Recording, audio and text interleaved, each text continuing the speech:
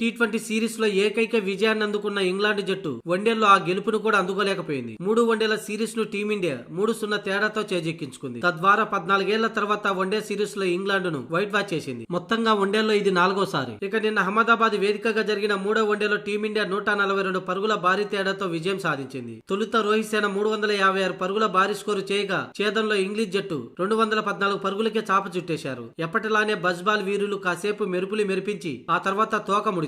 England బ్యాటర్లు మొదట 20 ఓవర్లు ధీటుగా బదులిచ్చినా ఆ తర్వాత పెవిలియన్ కి క్యూ కట్టారు. మంచి ఆరంభాలు లభించినా వాటిని సద్వినియోగం చేసుకోలేకపోయారు. మ్యాచ్ అనంతరం ఇదే విషయంపై ఆ జట్టు కెప్టెన్ జోస్ బట్లర్ స్పందించాడు. తమ జట్టు ఓటమికి బ్యాటింగే ప్రధాన కారణమని జోస్ బట్లర్ తెలిపాడు. భారత టూర్ మొత్తంలో తమ బ్యాటర్లు స్థాయికి తగ్గట్లు ఆడలేదని అన్నాడు. మేము అనుకున్న ప్రణాళికలను మైదానంలో విజయవంతంగా అమలు చేయలేకపోయాం. ఈ మ్యాచ్ లో టీమిండియా అద్భుతంగా ఆడింది. భారీ స్కోర్ ను ముందుంచింది. శుభమన్ గిల్ చాలా గొప్ప ఇన్నింగ్స్ ఆడాడని జోస్ బట్లర్ అన్నాడు. అంతేకాదు శుభమన్ గిల్ ఈ 3 వన్డేల సిరీస్ మొత్తం తమపై ఆధిపత్యం చెలాయించాడు. అంతేకాకుండా తమ బ్యాటింగ్ వైఫల్యం ఈ సిరీస్ ఓటమికి ప్రధాన కారణమని జోస్ బట్లర్ అన్నాడు. మాకు మంచి ప్రారంభమే దక్కినా దాన్ని సద్వినియోగం చేసుకోలేకపోయాం. బ్యాటర్లు లాంగ్ ఇన్నింగ్స్ ఆడాలని, అలా లేని పక్షంలో ఇలాంటి ఓటమిలు ఎదురవుతాయని జోస్ బట్లర్ అన్నాడు. ఇక భారత్ తో సిరీస్ ఓడిపోయినప్పటికీ తమ జట్టు అద్భుతమైన జట్టు అని, ఛాంపియన్స్ ట్రోఫీ ఛాలెంజ్ కు తాము సిద్ధంగా ఉన్నామని అన్నాడు.